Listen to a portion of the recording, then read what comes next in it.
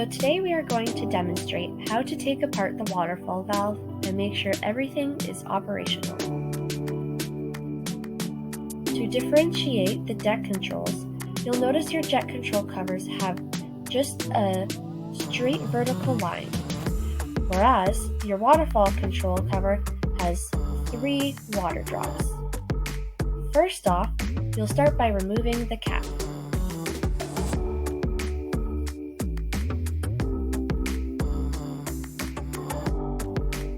Then, you're going to twist off the gray cap.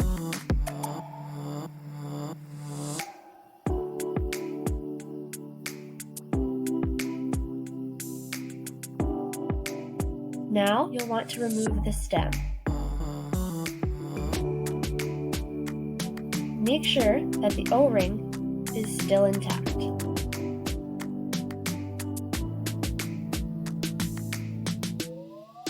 You'll want to make sure that there's no debris found anywhere, and make sure the rubber piece is still intact as well.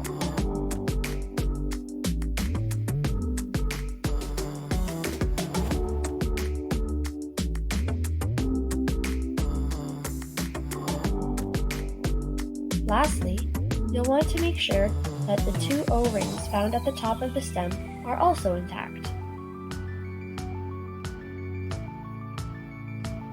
All looks good, you'll replace the stem back, straight in,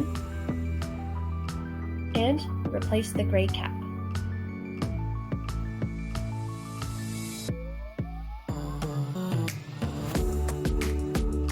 Make sure it's nice and tight. And then, you'll want to line up the square of the cover with the square of the stem to snap the cover back on top.